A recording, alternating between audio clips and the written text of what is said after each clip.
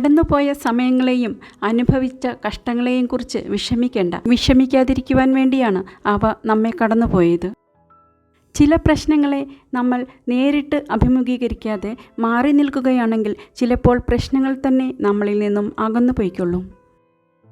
ചിലരോട് വിശദീകരിക്കാൻ നിൽക്കുന്നതിനേക്കാൾ നല്ലത് അവരിൽ നിന്നും അകന്ന് മാറിപ്പോകുന്നതാണ്.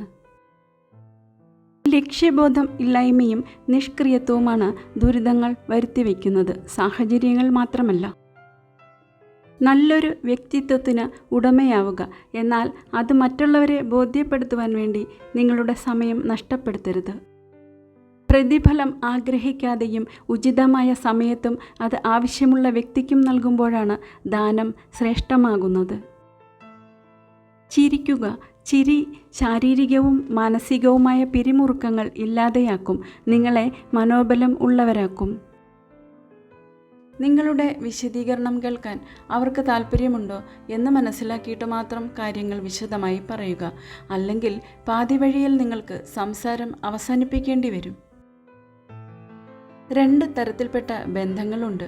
ഏത് കാട്ടിൽ കൊണ്ട് കളഞ്ഞാലും തിരിച്ചെത്തുന്ന പൂച്ചയെപ്പോലെയും കല്ലെടുക്കും മുൻപേ പറന്നു പോകുന്ന കാക്കയെപ്പോലെയും.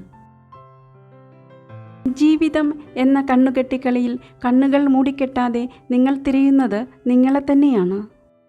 കുറവുകൾ മനസ്സിലാക്കി സ്നേഹിക്കുന്നവർ എന്നും കൂടെ ഉണ്ടാവും. അവർക്ക് കുറ്റപ്പെടുത്താൻ കഴിയില്ല, കൂടെ നിർത്തി ആശ്വസിപ്പിക്കാനേ കഴിയൂ. കഴിഞ്ഞുപോയ കാര്യങ്ങളെക്കുറിച്ച് സംസാരിക്കുന്നത് കൊണ്ട് ഒരു ഫലവുമില്ല. അതിനെ ചൊല്ലി ഉണ്ടാകുന്ന പ്രശ്നങ്ങൾ ഇന്നത്തെ സമാധാനം നശിപ്പിക്കുമെന്നല്ലാതെ.